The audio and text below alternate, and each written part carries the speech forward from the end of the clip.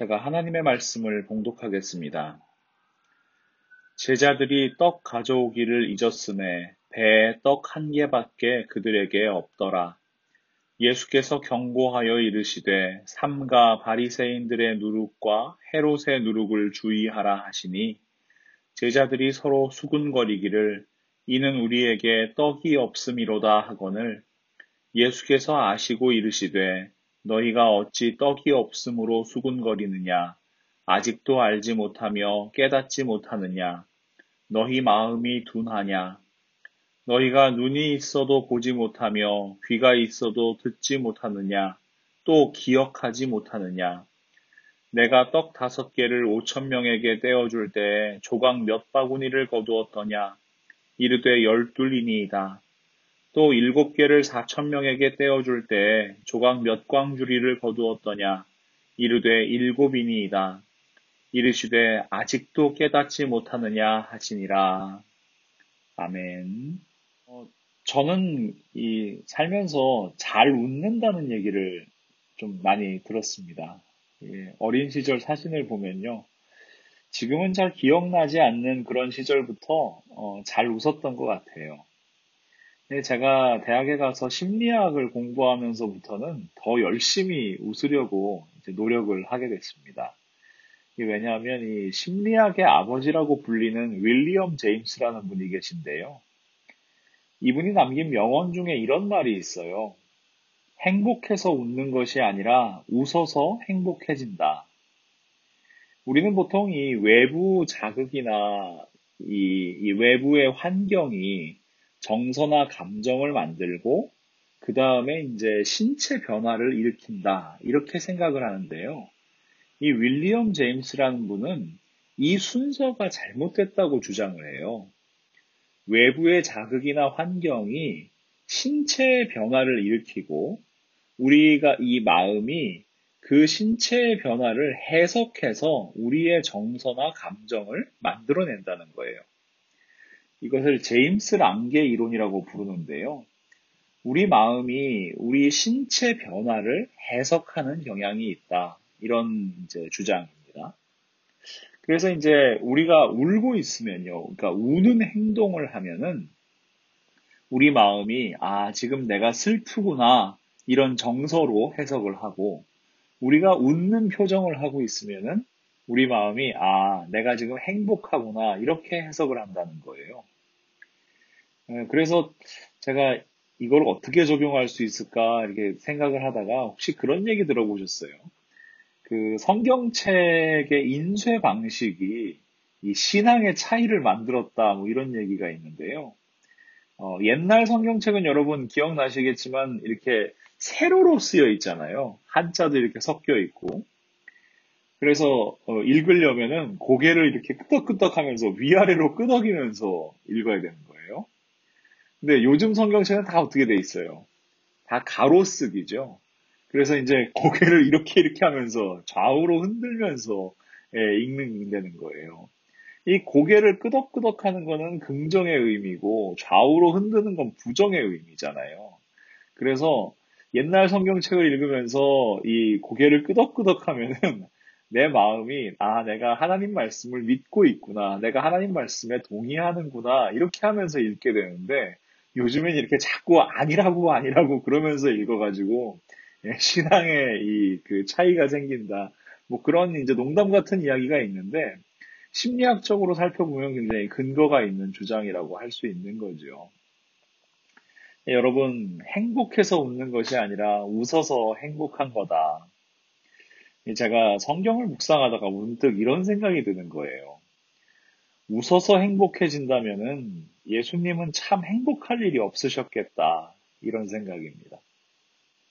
성경에는 예수님께서 우셨다는 기록이 3번 나와요.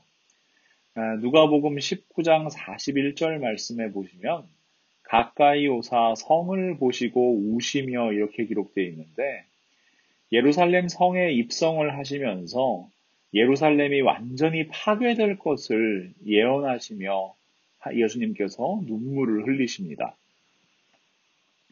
요한복음 11장 35절 말씀을 보시면요. 예수께서 눈물을 흘리시더라. 나사로의 죽음을 슬퍼하는 마리아와 또 유대인들을 바라보시면서 예수님께서는 심령의 비통함을 여기셨습니다. 그리고 그들을 불쌍히 여기셨습니다. 죄와 사망의 권세에 눌려있는 인간의 연약함을 바라보신 거지요. 마지막으로 히브리서 5장 말씀을 보시면 대제사장인 예수 그리스도의 모습이 기록되어 있는데요. 히브리서 5장 7절 말씀에 그는 육체에 계실 때에 자기를 죽음에서 능히 구원하실 이에게 심한 통곡과 눈물로 간구와 소원을 올렸고 그의 경건하심으로 말미암아 들으심을 얻었느니라 이렇게 기록하고 있습니다. 예수님께서 성육신 하셔서 이 땅에 오셨을 때 우리를 구원하실 대제사장의 사명을 이루시기 위해서 하나님께 심한 통곡과 눈물로 기도하셨다는 겁니다. 그러니까 성경에 기록된 것 말고도 예수님은 아마 많은 눈물을 흘리며 우리를 위해서, 이 땅을 위해서 기도하셨을 겁니다. 그런데 성경 어디를 살펴봐도 예수님께서 웃으셨다는 기록이 없어요. 탄식하시고 노하시고 비통해 하시는 기록은 많은데 기뻐하시고 즐거워하시고 웃으셨다는 기록은 남아있질 않습니다. 여러분 기억하시겠지만 지난 주일에도 우리 예수님께서 탄식하십니다. 마가복음 8장 12절 말씀. 예수께서 마음속으로 깊이 탄식하시며 이르시되 어찌하여 이 세대가 표적을 구하느냐 내가 진실로 너희에게 이르노니 이 세대에 표적을 주지 아니하리라 하시고 예수님께서 보여주신 수많은 표적을 바라보고도 여전히 믿지 않는 바리새인들을 향해서 예수님은 탄식하셨습니다. 눈을 가리고 귀를 막고 이를 악물고 믿지 않겠다고 우기는 바리새인들의 모습을 바라보고 있으면 우리들 마음까지 답답해지는 거지요. 문제는요. 이런 완악한 이들을 떠나서 제자들과 함께 배를 타고 이동하시면서도 예수님의 탄식이 계속 이어진다는 사실입니다. 오늘 본문 17절과 18절 그리고 21절 말씀을 제가 다시 읽어드릴게요. 예수께서 아시고 이르시되 너희가 어찌 떡이 없으므로 수군거리느냐 아직도 알지 못하며 깨닫지 못하느냐 너희 마음이 둔하냐 너희가 눈이 있어도 보지 못하며 귀가 있어도 듣지 못하느냐 또 기억하지 못하느냐 이르시되 아직도 깨닫지 못하느냐 하시니라. 지금 제자들의 상태는요, 여전히 알지 못하고 깨닫지 못하는 상태입니다. 눈이 있어도 보지를 못하고요, 귀가 있어도 듣지를 못하고요, 예수님의 표적과 능력, 그 가르치심을 기억하지를 못하는 상태예요. 제자들의 마음이 둔합니다. 우리가 마가복음 6장에서 이 둔하다는 표현에 대해서 함께 살펴본 적이 있는데요. 마가복음 6장 49절에서 52절 말씀. 제자들이 그가 바다 위로 걸어오심을 보고 유령인가 하여 소리 지르니 그들이 다 예수를 보고 놀람이라. 이에 예수께서 곧 그들에게 말씀하여 이르시되 안심하라 내니 두려워하지 말라 하시고 배에 올라 그들에게 가시니 바람이 그치는지라. 제자들이 마음에 심히 놀라니 이는 그들이 그 떡 되시던 일을 깨닫지 못하고 도리어 그 마음이 둔하여졌음이러라. 마음이 둔하여졌다. 포로라는 단어인데요. 돌같이 굳게 하다, 무디게 하다, 어둡게 하다 이런 의미입니다. 제자들의 마음이 돌같이 딱딱하고 어둡습니다. 마가복음 6장에서 지금 8장까지 왔잖아요. 그런데 제자들의 마음은 조금도 변하지를 않았습니다.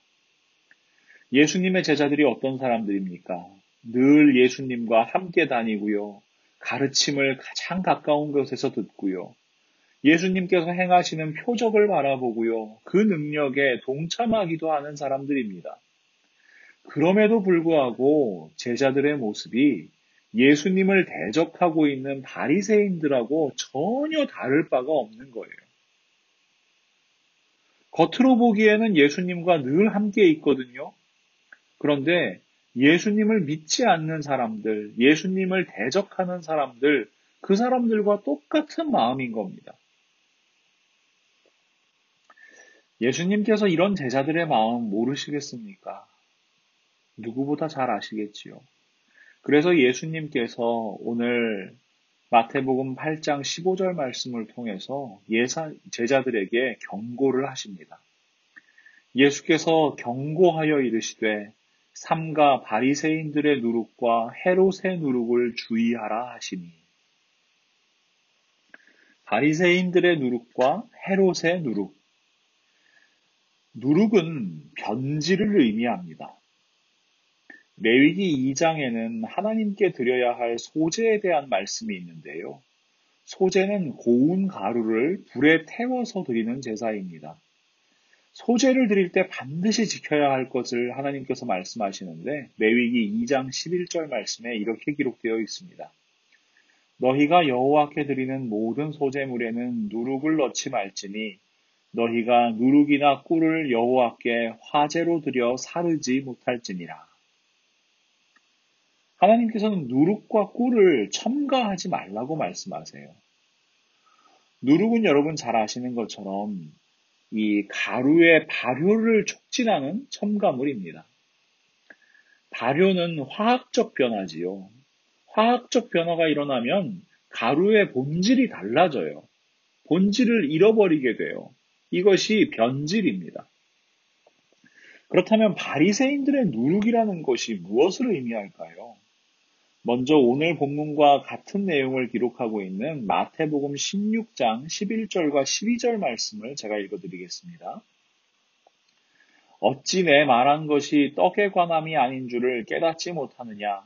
오직 바리새인과 사두개인들의 누룩을 주의하라 하시니 그제서야 제자들이 떡의 누룩이 아니요 바리새인과 사두개인들의 교훈을 삼가라고 말씀하신 줄을 깨달으니라.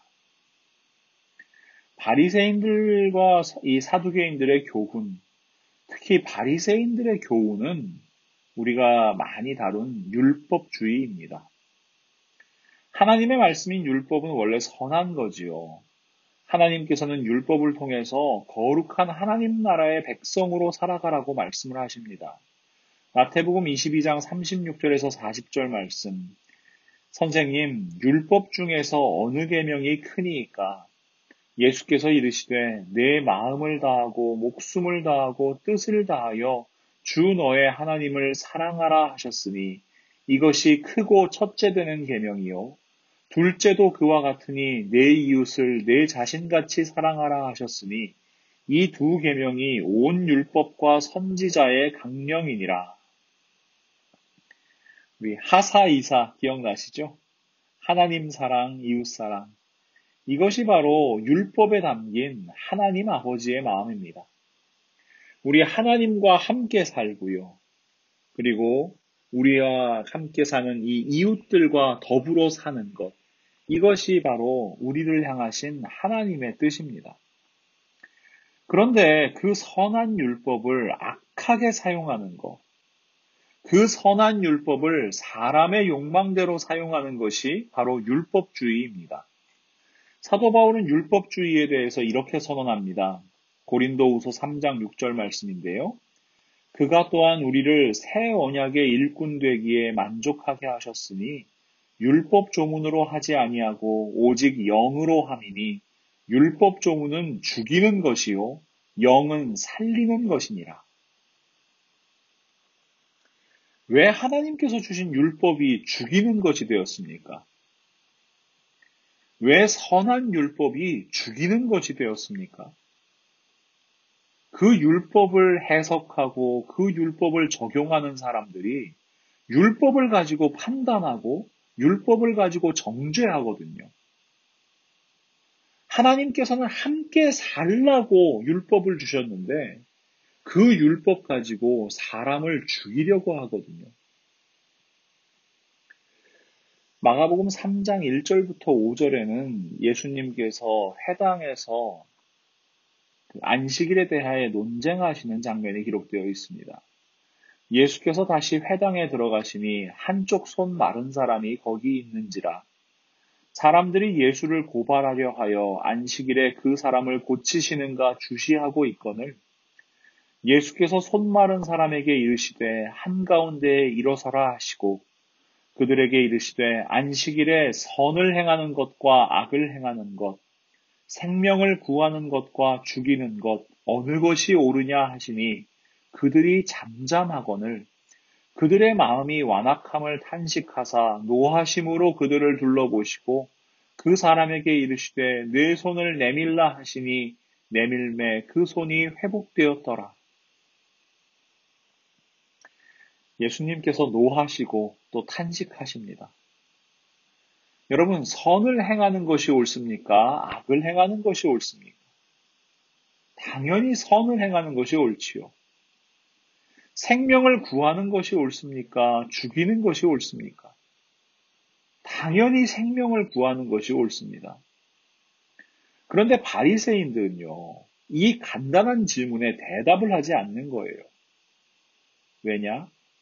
안식일에 아무 일도 하지 말라는 율법이 그들을 사로잡고 있기 때문입니다. 하나님의 율법에 안식일에 아무 일도 하지 말라고 하셨으니까 선을 행하는 것도 생명을 구하는 것도 하지 말아야 된다라고 하는 것이 바리새인들이 이야기하는 율법주의입니다. 율법에 담겨 있는 하나님 말씀에는 조금도 관심이 없어요. 그저 율법에 기록된 그 문자 그대로 지키는 것에만 집중하는 것, 이것이 바로 바리새인들의 교훈입니다. 완전한 변질이지요. 하나님께서 율법을 주신 본질에서 너무나도 멀리 떨어져 있는 모습입니다. 또 한 가지 예수님께서 말씀하시는 바리새인들의 누룩은 외식입니다. 누가복음 12장 1절 말씀. 그동안에 무리 수만 명이 모여 서로 밟힐 만큼 되었더니 예수께서 먼저 제자들에게 말씀하여 이르시되 바리새인들의 누룩 곧 외식을 주의하라. 누룩이 왜 외식인가? 여러분 한국인은 밥심이라고 그러잖아요. 이렇게 식사 대신에 빵을 먹으면 금방 꺼진다고요. 우리가 먹는 빵들은 대부분 다 누룩이 들어간 빵이죠. 누룩이 들어가면 어떻게 돼요? 이 밀가루 반죽이 엄청나게 부풀어 오릅니다. 아주 빵빵해져요. 이렇게 발효시킨 반죽으로 빵을 구우면요, 그럴듯해 보이고 양이 많아 보여요. 원래 반죽의 크기보다 훨씬 커 보여요. 그런데 빵을 먹으면 원래 반죽의 크기만큼 먹는 거잖아요. 빵이 이만하다 그래도 원래 반죽은 요만한 거니까. 사실 빵을 많이 먹은 것 같은데 양이 적은 거예요. 겉으로는 커졌는데 실속이 없어요. 이 율법주의에 사로잡히면은 겉모습에 집중하게 됩니다. 외식하는 자 되기 쉽습니다. 마태복음 23장 5절에서 7절 말씀에 예수님께서 바리새인들에 대해서 이렇게 말씀하세요. 그들의 모든 행위를 사람에게 보이고자 하나니 곧 그 경문띠를 넓게 하며 옷수를 길게 하고 잔치의 윗자리와 회당의 높은 자리와 시장에서 문안받는 것과 사람에게 랍비라 칭함받는 것을 좋아하느니라. 또 율법주의에 사로잡히면 종교적인 행위 그리고 외식하는 행위에 집중하게 됩니다. 누가복음 18장 11절과 12절 말씀 보시면 바리새인은 서서 따로 기도하여 이르되 하나님이여 나는 다른 사람들 곧 토색, 불의, 간음을 하는 자들과 같지 아니하고 이 세리와도 같지 아니함을 감사하나이다. 나는 일해에 2번씩 금식하고 또 소득의 11조를 드리나이다 하고 종교적인 행위를 강조하고 외식하는 마음을 가지고 있으니까 자기 의에 빠지기 쉽습니다. 그런 행위를 잘하는 것으로 인해서 나는 의로운 사람이라고 착각하는 겁니다. 그래서 하나님의 영광이 드러나는 것이 아니라 자신의 업적이 드러나요. 무서운 변질이지요. 겉모습만 빵빵해진 그리스도인, 겉보기에 그럴듯한 신앙 공동체들이 변질되는 모습을 우리는 너무나 쉽게 찾아볼 수가 있습니다. 여러분 기억하십시오. 종교의 모양만 있다고 하나님께서 기뻐하시는 것이 아닙니다. 우리는 하나님과 함께, 이웃과 함께 살아가는 삶을 이루어야만 합니다. 하나님께서 주신 생명의 본질을 회복하는 것, 그것이 그리스도인들이 살아가야 할 삶의 모습입니다. 그래서일까요? 예수님께서 경고하시는 말씀, 더욱 무겁게 다가옵니다. 오늘 본문 15절 말씀을 다시 한번 읽어드릴게요.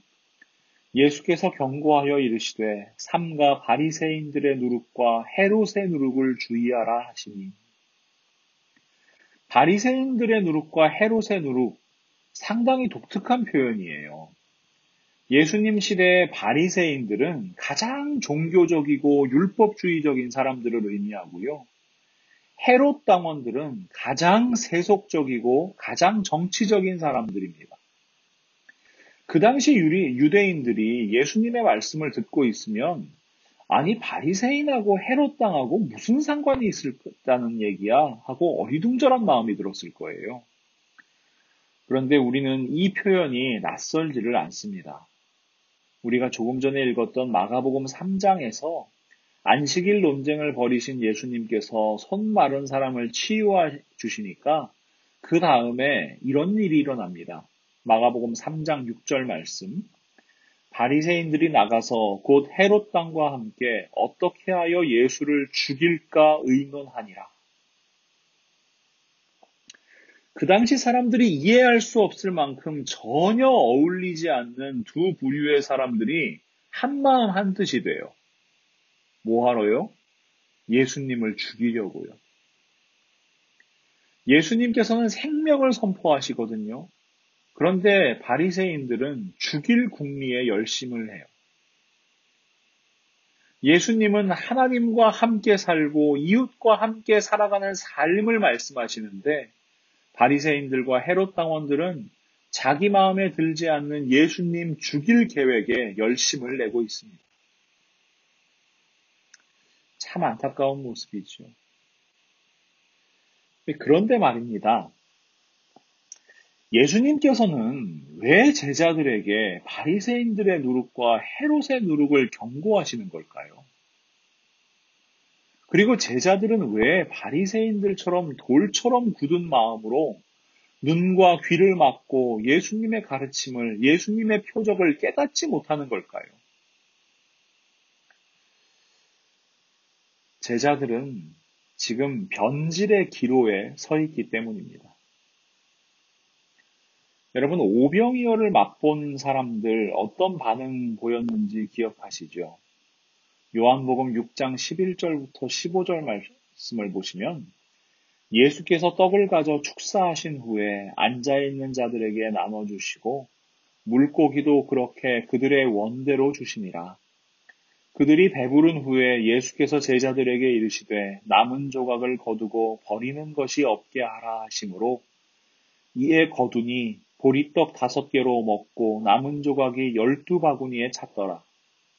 사람들이 예수께서 행하신 이 표적을 보고 말하되 이는 참으로 세상에 오실 그 선지자라 하더라. 그러므로 예수께서 그들이 와서 자기를 억지로 붙들어 임금으로 삼으려는 줄 아시고 다시 혼자 산으로 떠나가시니라. 사람들은 오병이어의 기적 이전에도요, 수많은 기적들을 보았습니다. 그리고 예수님의 가르침을 들었습니다. 그런데 오병이어의 기적을 경험하고 나서야 비로소 사람들은 예수님을 선지자다, 메시아다 이렇게 인정하기 시작해요. 심지어 예수님을 붙들어다가 자신들의 왕으로 세우려고 합니다. 오병이어의 기적은 대단히 충격적인 기적이었고 인간의 근본적인 욕구, 식욕을 충족시켜주는 기적이었기 때문입니다. 금강산도 식후경이라 그러잖아요. 먹고 사는 문제를 해결해 줄 메시아. 근본적으로 이 삶의 정치, 경제적인 문제를 해결해 줄 메시아가 그들 앞에 서 있다고 생각한 겁니다. 여러분 한번 생각해 보세요. 오병이어 사건 때 이런 일이 있었잖아요. 칠병이어 사건 이후에는 이런 일이 없었을까요? 성경에 기록되어 있지는 않지만 그 당시 그 칠병이어의 기적을 맛본 사람들도 비슷한 생각을 했을 거예요. 지금 수많은 사람들의 절대적인 지지를 받을 수 있는 놀라운 기적이 일어난 거예요. 예수님의 제자들은요, 오병이어의 기적도 경험했고요, 칠병이어의 기적도 경험했습니다. 심지어 그 기적에 동참했어요.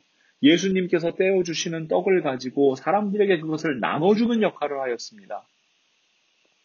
오병이어의 기적은 유대인들에게 베푸신 기적이고요. 칠병이어의 기적은 이방인들에게 베푸신 기적이에요. 그러니까 제자들이 생각할 때 지금 예수님은 이 유대인들뿐만 아니라 이방인들까지 모두 아우를 수 있는 대단한 지도자인 겁니다.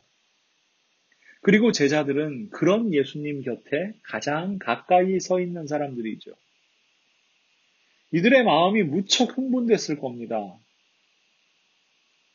그러니까 여러분, 마가복음 8장 14절과 16절 말씀에 제자들이 떡 가져오기를 잊었음에 배에 떡 한 개밖에 그들에게 없더라. 제자들이 서로 수군거리기를 이는 우리에게 떡이 없음이로다 하거늘. 얼마나 흥분했냐면요. 칠병이어 기적에서 자신들의 떡 7개 이거 내어놓기를 아까워하던 사람들이잖아요. 그런 제자들이 지금 떡 챙기는 것도 잊어버릴 정도예요. 그러면서도 제자들은 지금 떡 생각밖에 없어요. 지금 그들에게 떡이란 한 끼 식사를 의미하는 것이 아니라 그들이 권력을 향해서 나아갈 수 있는 도구예요. 그들이 가장 위대한 지도자인 이 예수님 곁에서 한 자리 차지할 수 있는 도구, 그것이 바로 떡인 거예요. 이런 엉뚱한 생각하고 있는 제자들에게 예수님께서 물으십니다. 오늘 본문 19절부터 21절 말씀입니다. 내가 떡 5개를 5,000명에게 떼어줄 때 조각 몇 바구니를 거두었더냐? 이르되 12이니이다. 또 7개를 4,000명에게 떼어줄 때 조각 몇 광주리를 거두었더냐? 이르되 7이니이다. 이르시되 아직도 깨닫지 못하느냐 하시니라. 제가 지지난주에 드렸던 질문 다시 한번 드리겠습니다. 아무것도 없는 광야에서 누가 떡을 주십니까? 예수님이십니다. 우리에게 생명 주시는 분이 누구이십니까? 하나님이십니다. 여러분, 떡의 본질이 무엇입니까? 떡의 본질은 삶이에요. 떡의 본질은 생명이에요. 떡을 왜 먹어요? 우리가 그 떡을 먹고 힘을 내는 거예요. 그리고 그 힘을 내서 하나님의 영광을 위해서 사는 거예요. 예수님 말씀처럼 이 땅의 빛과 이 땅의 소금으로 사는 거예요. 하나님 영광을 위해 사는 거예요. 이것이 떡의 본질입니다. 그리고 그 떡을 우리에게 주시고 우리가 살아갈 생명과 우리에게 능력 주시는 분, 오직 하나님이십니다. 예수님께서는 이 진리의 말씀을 제자들에게 말씀하시고요. 또 지금 이 시간 우리에게 말씀하십니다. 우리가 해야 할 일은 율법으로 정죄하는 것도 아니고요. 자기 의에 빠져서 외식하는 것도 아니고요. 누군가를 그 율법 가지고 죽이는 일도 아닌 겁니다. 하나님께서 주시는 떡, 하나님께서 주시는 생명, 하나님께서 주시는 일용할 양식으로 힘을 얻어서 이 땅에서 생명을 살리는 일을 감당하는 것, 하나님의 영광을 드러내는 삶을 살아가는 것, 이것이 바로 그리스도인들의 삶입니다. 그래서 사도 바울이 이렇게 이야기하지요. 그런즉 너희가 먹든지 마시든지 무엇을 하든지 다 하나님의 영광을 위하여 하라. 저는 성경에서 예수님께서 웃으시는 모습이 기록되지 않은 이유에 대해서 이렇게 생각을 해요. 예수님은요, 늘 웃는 모습이 기본값이었던 거예요. 항상 웃으시는 거죠. 그런데 가끔 우시는 거예요. 가끔 화내시고요. 가끔 탄식하시는 거예요. 여러분, 보통 우리가 무슨 일을 기록할 때 뭘 기록해요? 늘상 있는 일은 안 기록하잖아요. 여러분, 데살로니가전서 5장 16절부터 18절 말씀에 뭐라고 기록하십니까? 항상 기뻐하라, 쉬지 말고 기도하라, 범사에 감사하라. 이것이 그리스도 예수 안에서 너희를 향하신 하나님의 뜻이니라. 우리에게 이렇게 말씀하신 예수님께서 이 땅에 오셔서 사랑하시는 이들과 함께 삶을 나누시면서 참 많이 웃으셨을 것 같아요. 병을 고치시고요. 또 귀신을 내쫓아 주시고요. 그렇게 그들의 삶을 회복시켜 주시면서 그들이 다시 행복해하는 모습을 보시면서 우리 예수님 얼마나 많이 행복하셨을까요? 오병이어나 칠병이어의 기적을 베푸시는 예수님의 모습을 그려보면요. 더욱 그렇습니다. 우리는 이 기적에 대해서 생각하면서 자꾸만 엉뚱한 거에 우리의 관심을 둬요. 제자들처럼요. 야, 이 떡이 어떻게 커졌을까? 예수님께서 어떻게 떼셨길래 이 떡이 그 수많은 사람들을 먹일 수 있을 만큼 늘어났을까? 이런 생각하면서요. 정작 이 오병이어와 칠병이어의 기적을 통해서 우리에게 보여주시는 예수님의 놀라우신 은혜와 사랑을 자꾸만 놓치는 거예요. 여러분, 떡을 떼서 수많은 사람들 먹이시는 예수님의 모습을 한번 눈앞에 그려보십시오. 옛날에 한국 어른들이요, 이런 얘기를 하셨어요. 논에 물 들어가는 소리랑 자식 입에 밥 들어가는 소리가 세상에서 가장 기쁜 소리예요. 그러면 여러분, 예수님께서 불쌍히 여기신 사람들, 가난한 사람들, 오늘 하루 먹을 것을 걱정해야 하는 사람들, 그 사람들이 예수님께서 떼어주시는 떡으로 하늘의 양식으로 배불리 먹고 기뻐하시는 모습 바라보면서 우리 예수님 마음이 얼마나 행복하셨을까요? 그들이 그 떡을 먹잖아요. 그리고 돌아가서 예수님의 가르침대로 살고 또 천국잔치를 경험한 기쁨으로 살아갈 거, 그거 기대하면서 얼마나 행복해 하셨을까요? 저보다 더 활짝 웃으셨을 거예요. 우리 예수님 정말 한박 웃음을 지으며 그들의 삶을 바라보셨을 거예요. 사랑하는 믿음의 동역자 여러분, 우리도 예수님의 기쁨 되었으면 좋겠습니다. 율법주의 내려놓고요. 외식하는 마음 내려놓고요. 어린아이와 같은 마음으로 늘 주님 앞에 서기를 간절히 소망합니다. 변질되지 않은 믿음으로, 순전한 믿음으로, 거룩한 신앙으로 우리 주님 안에서 살아가기를 소망합니다. 무엇보다 우리의 생명의 주인이 오직 하나님이심을 고백하면서 우리에게 주시는 일용할 양식을 마음껏 누리시고요. 그 양식으로 말미암아 하나님의 영광을 위해서 살아가는 우리 모두가 되었으면 참 좋겠습니다. 하나님과 함께, 이웃과 함께 살아가는 우리가 되었으면 좋겠습니다. 사랑하는 우리가 되었으면 좋겠습니다. 그렇게 신앙의 본질을 지키기로 결단하는 우리를 통해서 예수 그리스도의 복음이, 그 뜨거운 생명이 이 땅 가운데 흘러갈 수 있기를 우리 주님의 이름으로 간절히 축원합니다. 사랑과 은혜가 충만하신 우리 하나님, 오늘도 하나님의 말씀으로 말씀하여 주셔서 감사합니다. 하나님, 저희들 예수 그리스도를 믿는다고 고백하면서도 여전히 저희의 완악함을 버리지 못한 것은 아닌지 이 시간 말씀 앞에 저희의 모습을 비추어 봅니다. 저희의 눈이 가려져 있는 것은 아닌지, 저희의 귀가 닫혀 있는 것은 아닌지, 저희의 마음이 아직까지 돌처럼 딱딱하게 굳어 있는 것은 아닌지 하나님 앞에서 돌아봅니다. 하나님, 저희의 모습 가운데 변질된 신앙이 있다면 저희들의 모습 가운데 바리새인의 누룩이 있다면 이 시간 제하여 주시옵소서. 저희의 마음 말랑말랑한 새살같이 돋아나게 하시고 좋은 땅처럼 포슬포슬하게 하셔서 하나님의 말씀이 떨어져 뿌리 내려 싹이 트고 열매 맺게 하시고 저희들의 삶을 통하여 온전히 하나님의 그 복음과 생명이 이 땅 가운데 흘러갈 수 있기를 간절히 소망합니다. 하나님께서는 삶을 말씀하셨습니다. 생명을 말씀하셨습니다.